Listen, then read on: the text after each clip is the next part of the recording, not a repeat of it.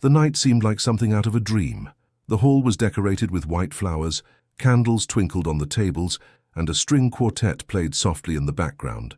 The wedding rehearsal dinner was the moment the protagonist had been waiting for, the rehearsal of the happiness he believed was only just beginning. Friends and family toasted, laughed, and shared stories about the couple. It was an atmosphere of love, expectation, and promise. He looked at his bride and saw the reflection of everything he had built with effort, affection, and faith. Every detail of that night had been carefully planned. He had worked overtime, saved money, given up vacations and small luxuries to make that wedding memorable. As he watched the sparkle in the bride's eyes, he felt that every sacrifice had been worth it. For the first time in a long time, he believed that his family finally saw him, that pride and love would be present at that dinner, stronger than any differences. But amidst the cheerful conversations and lively toasts, something changed. His father stood up, raising a glass of champagne. The room fell silent. Everyone expected kind words, a speech about love, perhaps advice about marriage. The protagonist straightened his posture, smiling. That would surely be the speech that would seal the beginning of a new chapter. However, as the father began to speak, his tone changed. There was something in his words, a pause, a strange glint in his eye, that made the protagonist feel a pang in his chest. The father spoke of generosity, of rewards, and of a special gift. People exchanged curious glances, laughed, awaiting the revelation, and it was at that moment, in that exact second before the announcement, that the protagonist felt an inexplicable chill. What should have been a gesture of love about to be revealed would transform that perfect night into a bitter moment, and he didn't yet know that, from then on, nothing would be the same. The moment seemed ordinary. The father stood up, raised his champagne glass and asked for everyone's attention. The sounds of conversation subsided, the guests smiled, and the protagonist felt a quiet pride blossom in his chest. It was the moment every child waits for, a toast of recognition, a gesture of paternal love. The father began to speak eloquently, recalling childhood stories, talking about family, unity, and gratitude. Each word seemed to prepare the ground for something moving, until, with a satisfied smile, he announced, "I have a very special gift to celebrate this moment, a dream trip for the couple." The protagonist looked at the bride, surprised and emotional. It surpassed all expectations. But before he could thank her, his father finished the sentence, and the air seemed to disappear from the room. "But the gift isn't for you. It's for your brother." The silence that followed was almost palpable. Some guests looked at each other, confused.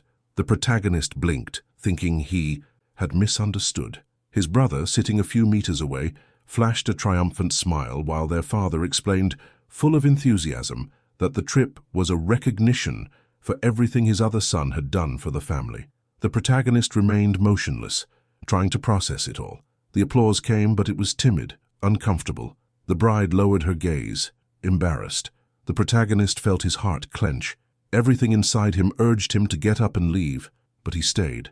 The pain, however, grew with each laugh he heard. The father spoke of generosity, but his attitude revealed only favoritism. While his brother excitedly thanked him, describing how he would use the gift, the protagonist felt something break inside him.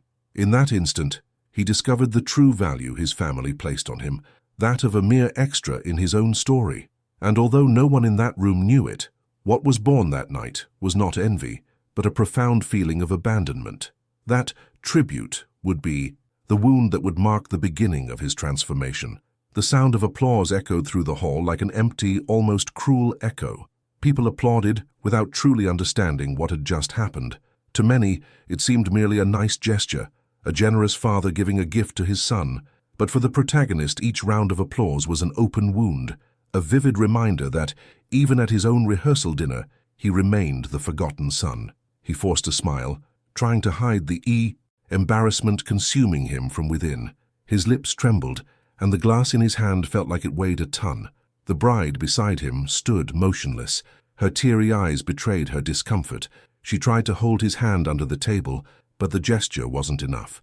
The atmosphere had completely changed. The laughter that had previously filled the air had transformed into a disguised silence, averted glances, and forced laughter. Some guests perceived the injustice, others pretended not to. "See, after all, in families like this, it's easier to pretend everything is all right than to face the discomfort of the truth." The father remained smiling, oblivious to the damage he had caused. The brother, radiant, thanked them loudly, making jokes about who really deserved a vacation. His words cut through the protagonist like invisible blades. Each laugh was a cruel reminder that he would never be the favorite. He tried to maintain his composure, but his heart ached. Dinner continued, but the taste of the food faded. He merely observed the people, feeling like an outsider among those who should have been his support system. The sounds became distant, as if the world around him were shrouded in a fog of frustration and sadness. When someone stood up to propose a toast, he barely heard what was said. The only thing echoing within him was a bitter question: why am I never enough? The audience, watching this scene, feels the pain of being forgotten, of being the one who always gives and never receives. That moment, which should have been one of love and celebration, became a true portrait of emotional abandonment, the kind of pain that makes no sound, but forever marks those who feel it. And, in that uncomfortable silence, the protagonist began to understand that his family's love would always come with conditions. The room was still filled with fake laughter when the father approached the protagonist, his smile trying to appear natural. "Of course I haven't forgotten you," he said, handing over a small white envelope. The protagonist received it with trembling hands, trying to believe that somehow this would be the gesture of affection that would balance things out. A simple envelope could hide a lot. A touching letter, perhaps a heartfelt message, maybe even symbolic help for the new life that was about to begin. But upon opening it, he found only a card with cold, golden lettering. "Thank you for being a part of this moment." Nothing more. No signature, no personal touch, just emptiness. While he stared at that piece of paper, his brother proudly displayed the travel package, showing photos of the resort, laughing loudly, describing the paradisiacal beaches and the luxurious hotel. Everyone around seemed enchanted, taking pictures, toasting, thrilled with their father's generosity. And in the midst of all that display, the protagonist was there, holding a piece of paper that symbolized everything he had felt his entire life, being seen, but never valued. He forced a smile, trying to disguise the lump rising in his throat. The bride beside him watched in silence, visibly hurt. There was anger in her eyes, an indignation she tried to hide out of respect, but which burned like fire. The protagonist, on the other hand, felt only a profound emptiness. This wasn't just a difference in gifts. It was a clear message. He would never be the chosen one. The contrast between the luxury of the trip and the cold simplicity of the card created a powerful, almost symbolic scene. It was the perfect portrait of the emotional inequality within that family. On one side, applause and toasts. On the other, silence and humiliation. The protagonist put the card in his pocket without saying anything. But in that silent gesture, something new was born within him. It wasn't anger nor envy. It was the beginning of an awakening. The bitter realization that sometimes you have to lose the love of others to finally begin to truly love yourself. The invisible gift wasn't the card. It was the stark truth about the place he occupied in his own family's heart. The soft music in the hall no longer seemed the same.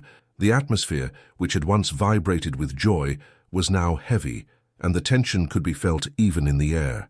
The bride observed everything in silence, her gaze lost between her smiling brother and the silent groom. She tried to maintain her composure, but her body betrayed her. Her clenched hands, forced smile, and dimmed eyes betrayed her. Discomfort. That night, which should have been about love and unity, had turned into a scene of public embarrassment. She wanted to say something, but the fear of causing a scandal held her back. She knew how much that moment meant to him, and how much his family's indifference hurt him. She saw the groom swallow hard, trying to appear strong, and it broke her heart. She knew him well enough to know that, inside, he was shattered. She had spent months helping him cope with exhaustion, the stress of the preparations, the family tensions. And now, in front of everyone, he was treated like just another guest at his own celebration. Her mind was buzzing with questions. Why would his father do something like that? Why would his brother accept it without hesitation? It was difficult to understand how someone could humiliate their own son at such a delicate moment. And yet, the father continued chatting cheerfully, as if nothing had happened, completely ignoring the impact of what he had just done. The camera emotionally focuses on her gaze, a mixture of sadness and anger. Seeing this expression, the audience feels the weight of the silence. It's a silence that speaks louder than any words, screaming the pain of injustice and the discomfort of someone witnessing something wrong but not knowing how to react. The audience begins to wonder, did she know? Could this family have deeper secrets? At that moment, the viewer is hooked. The bride's silence leaves an unresolved mystery hanging in the air. It's not just about an unfair gift. It's about something bigger, a family imbalance that goes beyond that night. And it is precisely this suspense, this contained tension in her gaze, that prepares the ground for the great turning point that is about to happen. The following morning, the protagonist awoke with the same weight on his chest as the night before. The dinner scene replayed in his head like a nightmare that insisted on starting over. He tried to convince himself that it had all been just a misunderstanding, an unfortunate choice of words by his father, perhaps even a bad joke. But deep down, something inside him whispered that there was more, something that still didn't make sense.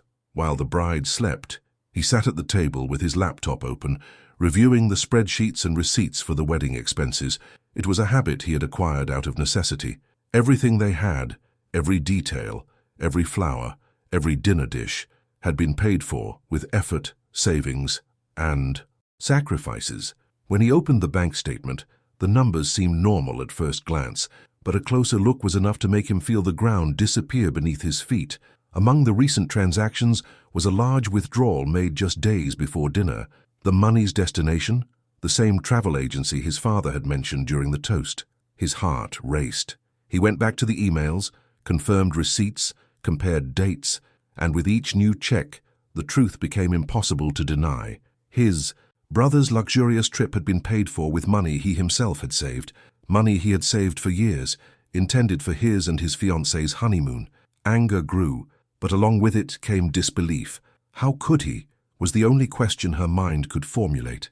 Her father, the one who should have been an example, had betrayed her trust in the cruelest way, stealing not only her money, but the meaning of her dreams. He rose from his chair, paced back and forth, feeling his body tremble. It was as if the air had become too heavy. For a moment he considered pretending nothing had happened, simply going ahead with the wedding and letting time erase the pain. But something shifted within him. The silence, the submission, the fear of disappointing, all of that seemed insignificant compared to the injustice he had just discovered. From that moment on, the protagonist ceased to be the man who silently accepted everything. The shock transformed into strength, and the audience feels it. The emotional turning point, the awakening of someone who finally decides they will no longer be a victim of their own story.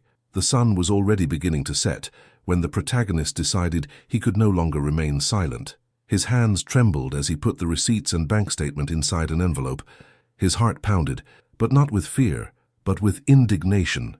Years of suppressed humiliations, forced smiles, and pretending everything was all right surfaced like a volcano about to erupt. That night, he would no longer be the son who silently accepted everything. He would be his own voice.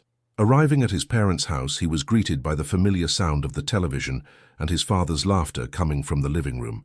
His brother was there too, lying on the sofa, talking on the phone about the trip, excitedly describing the beaches and expensive dinners. The protagonist stopped in front of them, holding the envelope as if it were a symbolic weapon. "You used my money to pay for his trip?" he asked, his voice firm but heavy with pain. The father, surprised, tried to hide his discomfort. "Don't talk like that, son. It was a gift. It all stayed in the family."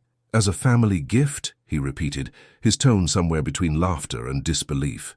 "You call something stolen a gift? I saved that money for years. It was for me, for my honeymoon." The brother stood up, visibly annoyed. "Oh, don't start with the drama. Dad just wanted to help. You're exaggerating." "Exaggerating?" he retorted. "You knew where the money came from and you still accepted it. What more do you need to understand how wrong that is?" The atmosphere grew tense. The father stood up, his authoritative voice always used to end any argument. "That's enough. You should be proud of what you have, not envy your brother." And there it was, the same old wound reopening once more. No matter what he did, it would never be enough. The silence that followed was devastating. The protagonist looked at his father and realized something he had never seen so clearly before. The favoritism wasn't accidental. It was a choice. He took a deep breath, picked up the envelope, and simply said, "If this is the kind of family you want to be, then I no longer belong to it." He left without looking back. And at that moment the audience felt the symbolic weight of liberation. The forgotten son had finally spoken, and for the first time, the father and brother were forced to listen. That night, the protagonist returned home in silence. The sound of the car seemed to accompany the whirlwind of thoughts echoing within him. The anger still burned, but along with it came a profound weariness, the kind of exhaustion that doesn't come from the body, but from the soul. For the first time he realized that there was no point in fighting for something that never existed. His father's approval had always been an unattainable prize, and continuing to try to win it would be like running in a labyrinth with no exit. Upon entering the house, he found his fiancée sitting on the sofa, waiting. Her gaze was one of concern, but also of tenderness. He told her everything, the words, the accusations, the coldness. She listened in silence, and, when he finished, held his hand firmly. "You don't need to prove anything to anyone anymore," she said in a serene voice. "We just need to be free." These words, simple and sincere, were like a balm. For the first time in a long time, he felt peace. Instead of exploding, he chose to walk away, not out of weakness but out of wisdom. He understood that dignity is worth more than any apology that would never come. He decided to cut financial ties, return the symbolic gifts, and move on with his life, with the woman who truly valued him. The silence that was once a sign of submission now became a form of strength, the strength of someone who no longer needs to shout to be heard. In the following days, messages from his father began to arrive, first cold and impatient, then full of justifications, but he didn't respond. He learned that sometimes forgiveness isn't about reconciliation, but about liberation. For him, forgiveness came to mean leaving the past where it belongs, behind. The audience feels the weight of this decision. The video's mood shifts. It's no longer about revenge, but about overcoming adversity. The protagonist doesn't seek revenge, he seeks peace. And there's something profoundly inspiring about this choice. By closing this chapter, he proves that true power lies not in retaliation, but in moving forward with your head held high. He didn't defeat his father or his brother, he defeated himself. And it's at this moment that the story ceases to be merely sad and transforms into a symbol of rebirth. Months had passed since that night when the protagonist decided to step away. Life seemed quieter, but also lighter. Without the weight of demands, comparisons, and false expectations, he could finally breathe. His relationship with his fiancée blossomed. They married discreetly, away from the lights, the toasts, and the people who had once made him feel small. The simple ceremony, surrounded only by genuine love, was the opposite of the spectacle of appearances that his family used to value. There, he found what he had always sought, peace and truth. Meanwhile, his brother, who had enjoyed the trip of his dreams, began to experience the opposite of what he had boasted about. The relationship that seemed perfect crumbled. Arrogance, irresponsibility, and a life of excess took their toll. The money ran out, friendships faded, and, little by little, he discovered what it meant to be alone. The same father who had praised him now criticized him for wasting everything. Favoritism had turned into frustration. The protagonist, on the other hand, grew. He opened a small business with his wife, investing time and effort in something he truly believed in. In the beginning, it was difficult. Few sales, long hours, days of doubt. But with time, the work began to bear fruit. Each achievement was a reminder that true success is born from persistence and character, not from privileges or applause. One day, while walking down the street, he ran into his brother. The man, once confident, now had a tired look. There was a brief silence between them. "You won," said the brother, in a tone that mixed regret and admiration. The protagonist smiled and replied, "No, I just learned the value of losing what didn't do me any good." It was the perfect ending. No anger, no humiliation, just maturity. Justice had been served, but not through shouting or revenge. Time, silent and wise, did its work. It revealed who was who. The protagonist didn't need revenge. He simply lived better. And that was the greatest reckoning, proving that character, when firm, always transforms pain into victory. The video concludes with a serene atmosphere marked by a sense of closure and learning. The protagonist's journey was intense, full of pain, discoveries, and growth. What began as a story of family and justice ended as a profound lesson about dignity, forgiveness, and self-worth. The camera shows him walking alongside his wife at sunset. in silence. Not the silence of sadness, but the silence of peace. He smiles slightly, as if finally understanding that life rewards those who choose truth, even if it takes time. The gentle narration echoes, leading the viewer to reflection. Not every gift comes wrapped with ribbon. Some come with respect, others with lessons. This phrase summarizes the meaning of the entire journey. The protagonist learned that life's greatest gifts are not given by others, but earned through firm choices and courageous hearts. True value lies not in being recognized, but in recognizing one's own strength when the world tries to diminish it. The audience is invited to look at you. How many times have you tried to please people who never noticed the effort? How many times has love been exchanged for indifference? The story isn't just about a family. It's a mirror of the lives of many who give too much and receive too little. And it's at this point that the video reaches its maximum impact, when the viewer sees themselves reflected in the protagonist's pain and understands that they too can choose freedom.